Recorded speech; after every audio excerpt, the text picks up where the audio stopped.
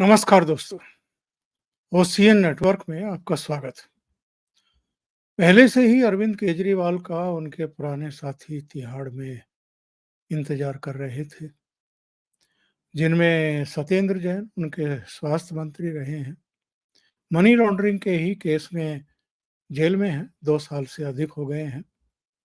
अंतरिम जमानत मिली थी, फिर जेल पहुंच गए हैं। मनीष सिसोदिया जो उनके डिप्टी चीफ मिनिस्टर थे, वो भी 1 साल से अधिक समय से फरवरी 2023 में उनको गिरफ्तार किया गया था। अब तो अप्रैल 2024 आ गया है, तो करीब-करीब 14 महीने से मनीष सिसोदिया भी तिहाड़ में ही हैं। उनको भी ज़मानत नहीं मिली है। कई इस तरह की अदालत के दरवाजे खटखटा लिए और अक्टूबर में इनके तीसरे प्रमुख सहयोगी संजय सिंह को गिरफ्तार किया गया था।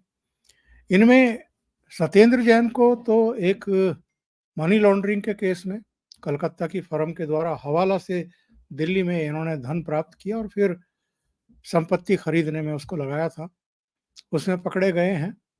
और जो बाकी के लोग हैं, इनमें मनीष सिसोदिया, संजय सिंह, विजय नायर और अब खुद अरविंद केजरीवाल, दिल्ली के मुख्यमंत्री, ये सब शराब घोटाले में गिरफ्तार किए गए हैं। तो बड़ा डेवलपमेंट ये है, 1 अप्रैल का, कि राउज एवेन्यू कोर्ट ने अरविंद केजरीवाल को 15 अप्रैल तक के लिए न्यायिक हिरासत में भेज दिया है, यानी तिहाड़ जेल भेज दिया है। अब बहुत सारे लोग कह रहे हैं कि चलिए, अरविंद केजरीवाल भी अपने पुराने सहयोगियों के पास तिहाड़ पहुंच रहे हैं, तो खूब जमेगी जब मिल बैठेंगे 4 यार। लेकिन 4 यार के आपस में मिलने की कितनी संभावना है, ये भी हमें ज़रा जान लेना चाहिए। क्योंकि ये तीनों, यानी सत्येंद्र जैन अलग जेल में हैं, तिहाड़ के अंदर ही। संजय सिंह अलग जेल में हैं और मनीष सिसोदिया अलग जेल में हैं। अब ये कौन-सी जेल या बैरक में जाएँगे अरविंद केजरीवाल, ये अभी सार्वजनिक नहीं किया गया है। मीटिंग तो हो चुकी है। 2 बार high level meeting Tihar jail में ऑलरेडी हो चुकी है। अब उसमें क्या तय किया गया है, इनको कहाँ रखा जाएगा, कौन-सी जेल और कौन-सी बैरक में रखा जाएगा, ये अभी डिसाइड होना शेष है। पर जहाँ तक बाकी लोगों का प्रश्न है, वो अलग-अलग जेलों में पहले से ही हैं। अच्छा, अरविंद केजरीवाल ने जेल जाने से पहले एक एप्लीकेशन दी, जिसमें कहा कि साहब मुझे 3 किताबें और कुछ दवाएँ अपने साथ ले जाने की इजाज़त दी जाए। अब ये 3 किताबें कौन-सी हैं? इसमें भी राजनीति है।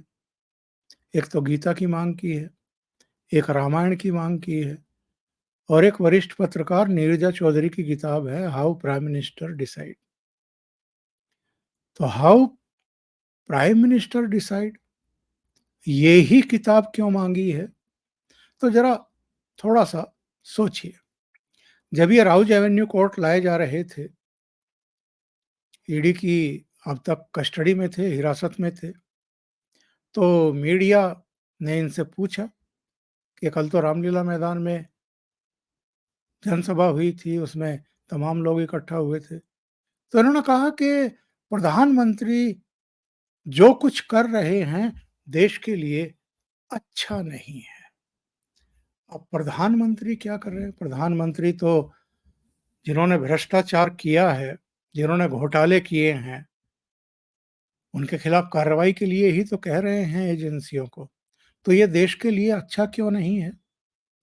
लेकिन एक परसेप्शन बनाना है, लोकसभा का चुनाव है और लोकसभा के चुनाव में अगर प्रधानमंत्री नरेंद्र मोदी पर अटैक नहीं करेंगे, तो दिल्ली में, पंजाब में, दूसरी जगहों पर जहाँ-जहाँ आम आदमी पार्टी के कैंडिडेट चुनाव लड़ रहे हैं, उनको भारतीय जनता पार्टी के जो खिलाफ मतदाता हैं या जो प्रधानमंत्री पद के लिए नरेंद्र मोदी को पसंद नहीं करते हैं, वो अरविंद केजरीवाल की पार्टी को वोट कैसे देंगे?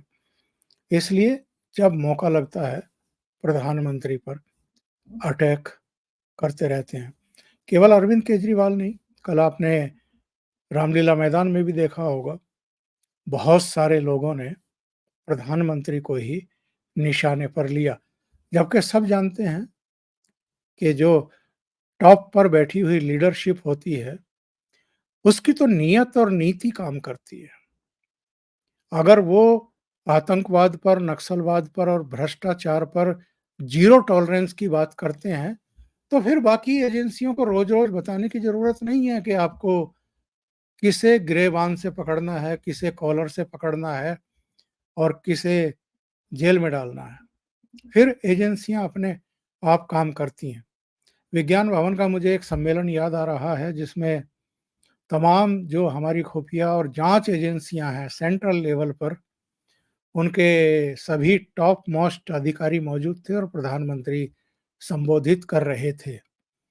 और तब प्रधानमंत्री ने कहा था कि जरा सा भी हिचकने की जरूरत नहीं है। किसी का पद, किसी का नाम देख करके संकोच ना करें।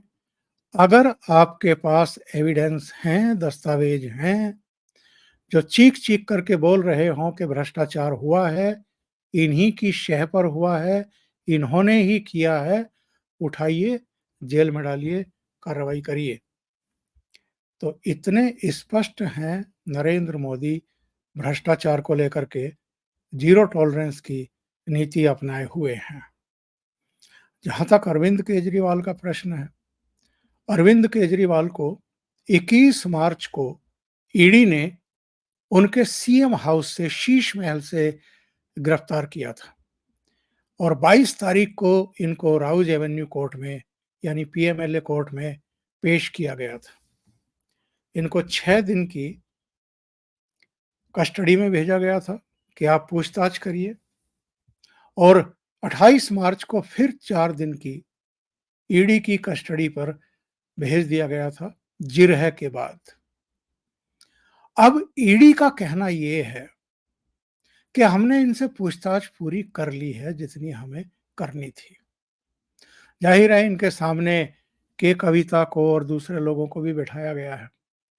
इसके अलावा ईडी के पास शराब घोटाले से रिलेटेड जितने दस्तावेज हैं और उनसे संबंधित जितने प्रश्न थे, वो सब अरविंद केजरीवाल से पूछे गए हैं पिछले 10-11 दिन में। अरविंद केजरीवाल के बारे में ईडी का कहना है कि सहयोग नहीं कर रहे हैं, ठीक से जवाब नहीं दे रहे हैं, यानी चतुराई दिखा रहे हैं। एविडेंस चीख-चीख करके कोई बात कह रहे हैं और ये डिनायल मोड में है।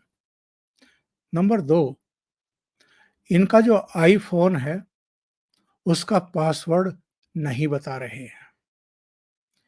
ईडी ने बार-बार इनसे पूछा है, कोर्ट में भी ये शिकायत की है कि ये अपने आईफ़ोन का पासवर्ड नहीं दे रहे हैं। क्यों नहीं दे रहे हैं? अब कुछ लोगों का कहना है कि जो पैसा ठिकाने लगाया गया है, साउथ ग्रुप से जो पैसा लिया गया था, नई आबकारी नीति उनके हिसाब से बनाई गई थी, तो पैसा पकड़ा गया था, जिसमें से 45 करोड़ रुपया तो गोवा में 4 लोगों को हैंडओवर किया गया था जब विधानसभा के चुनाव हो रहे थे। ये मनी ट्रेल पकड़ में आ चुका है। वो 4 लोग भी स्वीकार कर चुके हैं। अरविंद केजरीवाल स्वीकार नहीं कर रहे और अपने आईफ़ोन का पासवर्ड भी नहीं दे रहे हैं। वैसे ईडी के पास तो एक से एक बड़ा टेक्नोलॉजी का एक्सपर्ट है, हैक करने वाले लोग भी हैं और एक से एक धुरंधर है। तो ईडी के सामने अब ये कोई चारा बचेगा नहीं इसके अलावा कि इनके पासवर्ड को तुड़वाया जाए। वैसे एक सूचना ये भी मिली थी कल कि ईडी ने आईफ़ोन कंपनी से संपर्क स्थापित किया है। इसमें मदद करने के लिए कहा है कि वो दूसरी माथापच्ची में लगें, इससे अच्छा है कि कंपनी ही सहयोग करे और कानून के दायरे में सहयोग करे। क्योंकि अब अरविंद केजरीवाल गिरफ्तार हो चुके हैं, एक्यूज़ हैं, इन पर आरोप हैं भ्रष्टाचार करने के। अब रामलीला मैदान में कौन क्या कह रहा है, इनकी पत्नी क्या कह रही हैं, तेजस्वी क्या सर्टिफिकेट दे रहे हैं या मल्लिकार्जुन खड़गे, राहुल गांधी क्या कह रहे हैं, उसका कोई मतलब रह नहीं जाता है। एजेंसियों के पास सबूत हैं, वो सबूत उन्होंने कोर्ट के सामने रख दिए हैं। कोर्ट उनके सबूतों से, अब तक की जांच पड़ताल से, पूछताछ से, मनी ट्रेल से संतुष्ट है। इसलिए उन्होंने अरविंद केजरीवाल को भी तिहाड़ भेजने के आदेश दे दिए हैं, न्यायिक हिरासत में भेजने के आदेश दे दिए हैं, जहां ऑलरेडी इनके कई साथी, जिनमें मनीष सिसोदिया, संजय सिंह, विजय नायर वगैरह हैं, वो सब पहले से बंद हैं और उनको भी शराब घोटाले में ही बंद किया गया है और अब तक जमानत नहीं मिल रही है। तो बाकी के लोग क्या भाषण देते हैं, क्या प्रेस कॉन्फ्रेंस करते हैं, अपने आप को कट्टर ईमानदार बता रहे हैं कि नहीं बता रहे हैं, ये सब ज़्यादा मायने रखता नहीं है। अब आते हैं इस बात पर कि अरविंद केजरीवाल की तो तिहाड़ यात्रा शुरू हो चुकी है और इनके जो पुराने साथी हैं, मनी लॉन्ड्रिंग के केस में बंद सत्येंद्र जैन 2 साल से ज़्यादा हो गए, जमानत नहीं मिल रही है। इसी शराब घोटाले में गिरफ्तार मनीष सिसोदिया 27 फरवरी 2023 से गिरफ्तार हैं और उसके बाद तिहाड़ जेल भेजे गए थे और 7 मार्च को ईडी ने भी उनको अपनी हिरासत में ले लिया था। उनको भी तब से जमानत नहीं मिल रही है। अक्टूबर में संजय सिंह गिरफ्तार हुए थे, उनको भी जमानत नहीं मिल रही है। विजय नायर का भी यही हाल है। और मैं आपको एक सूचना और देता चलूं, ईडी ने राउज एवेन्यू कोर्ट में 2 और मंत्रियों के नाम ले दिए हैं। यानी ये 2 मंत्री भी बहुत जल्दी पूछताछ के लिए समन किए जाएंगे और बहुत संभव है इनकी डेस्टिनी भी वही हो जो सत्येंद्र जैन, मनीष सिसोदिया, संजय सिंह, विजय नायर और अरविंद केजरीवाल की है, यानी तिहाड़ यात्रा। और ये 2 मंत्री कौन हैं? आतिशी मारलेना और सौरभ भारद्वाज। ईडी का कहना यह है कि विजय नायर, जो साउथ ग्रुप से समन्वयकार संवाद का काम कर रहे थे, बिचौलियों का और दलाली का काम कर रहे थे, वो सीधे आतिशी मारलेना और सौरभ भारद्वाज को रिपोर्ट कर रहे थे। और एक तीसरे मंत्री जो अभी बाहर हैं, वो हैं गहलोत साहब।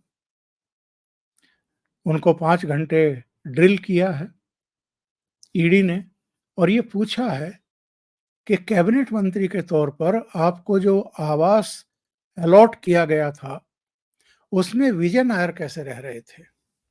आप या आपका परिवार क्यों नहीं रह रहा था, उसमें विजय नायर क्यों रह रहे थे?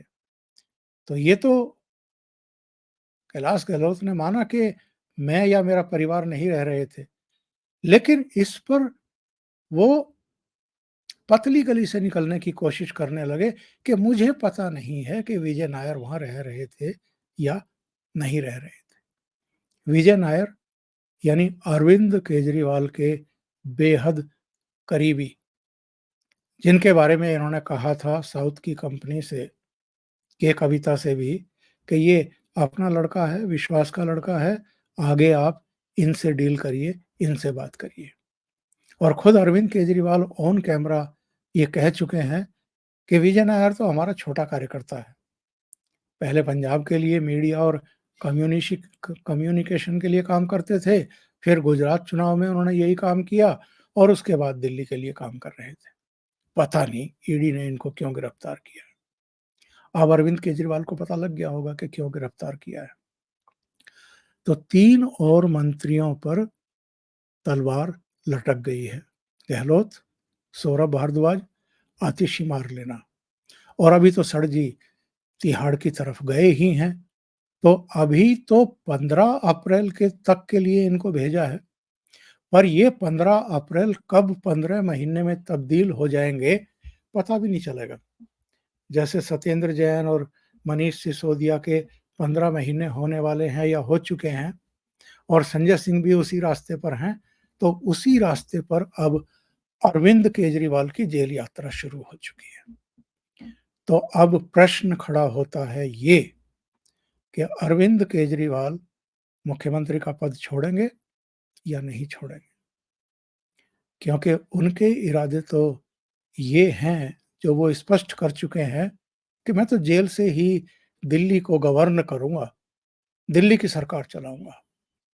लेकिन आपको लेफ्टिनेंट गवर्नर वीके सक्सेना का भी बयान याद होगा, एक कार्यक्रम में, मीडिया हाउस के कार्यक्रम में कहा था कि दिल्ली सरकार जेल से नहीं चलेगी। तो अभी तक तो ईडी की कस्टडी में थे सर जी, तो अभी तक तो ठीक है। लेकिन अब तिहाड़ पहुंच रहे हैं और तिहाड़ की इनकी जेल यात्रा शुरू हो रही है। एलजी कह चुके हैं, जेल से तो सरकार नहीं चलेगी।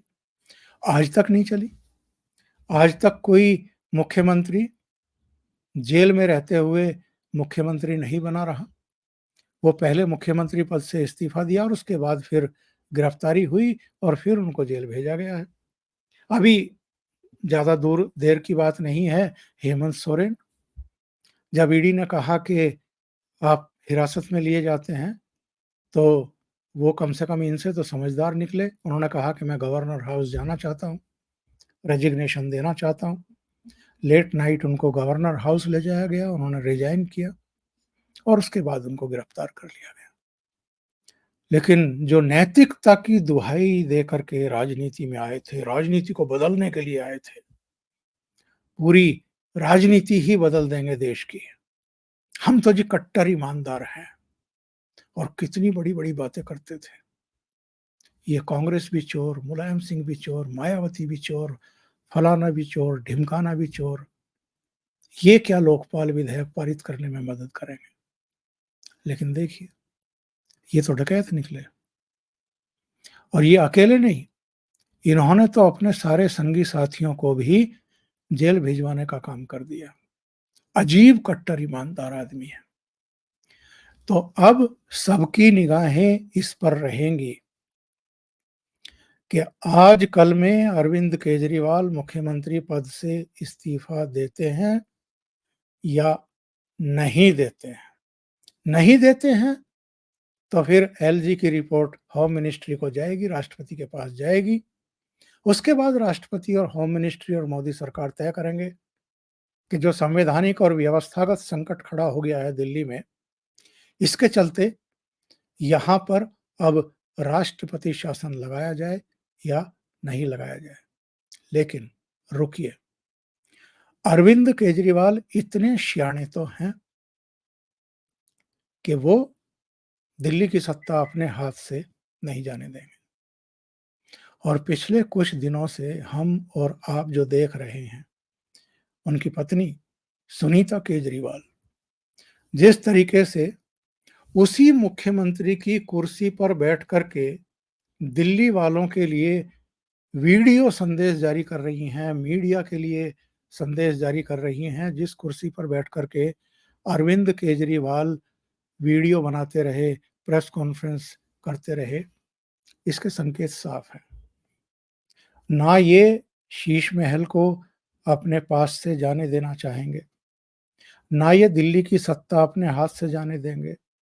जिस तरीके से सुनीता केजरीवाल को रामलीला मैदान की जनसभा में एक तरीके से लॉन्च करने की कोशिश की गई और उन्होंने जिस तरह का भाषण दिया और अरविंद केजरीवाल के बारे में जितनी मीठी-मीठी बातें की कि कई बार मुझे लगता है कि ये स्वाधीनता सेनानी थे और देश के लिए लड़ते हुए शहीद हो गए थे। तो बहुत सारे लोगों का कहना है कि कहीं ऐसा तो नहीं है कि सर जी की स्क्रिप्ट राइटर यही रही हों, यही उनके लिए इस तरह के डायलॉग तैयार करती हों। क्योंकि अरविंद केजरीवाल, मनीष सिसोदिया, संजय सिंह, विजय नायर देश के लिए लड़ते हुए जेल गए हैं क्या? या भ्रष्टाचार करते हुए पाए गए और वो भी शराब नीति बना कर के साउथ के ग्रुप से रिश्वत लेते हुए पकड़े गए हैं। उनको स्वतंत्रता सेनानी बता देना, कई बार मुझे लगता है कि वो स्वतंत्रता सेनानी रहे होंगे और देश के लिए लड़ते हुए शहीद हो गए होंगे और ये तो इनका दूसरा जन्म। तो संभावना इस बात की ज़्यादा है कि सुनीता केजरीवाल को राबड़ी देवी की तरह अरविंद केजरीवाल दिल्ली की गद्दी सौंपेंगे ताकि शीश महल भी अपने परिवार के पास बचा रहे और दिल्ली की सत्ता भी बची रहे। तो अगले 1-2 दिन में कुछ डेवलपमेंट होंगे, लेकिन कुछ डेवलपमेंट और भी होने जा रहे हैं, उन पर भी चर्चा करेंगे। आम आदमी पार्टी बहुत जल्दी टूटेगी। अभी के लिए इतना ही, बहुत-बहुत धन्यवाद। अगर आपको ये चैनल और इसके कंटेंट पसंद आ रहे हैं, तो लाइक करें, कमेंट करें, वीडियो को शेयर भी करें। अभी तक अगर आपने ये चैनल सब्सक्राइब नहीं किया है, तो सब्सक्राइब कर लें और साथ में लगे बेल आइकॉन को दबा दें, ताकि आगे आने वाली वीडियो और उनके नोटिफ़िकेशन आप तक पहुँचते रहें। आप अगर चैनल को कंट्रीब्यूट करना चाहते हैं, तो नीचे लिंक दिए हुए हैं, आप कंट्रीब्यूट कर सकते हैं। बहुत-बहुत धन्यवाद। नमस्कार।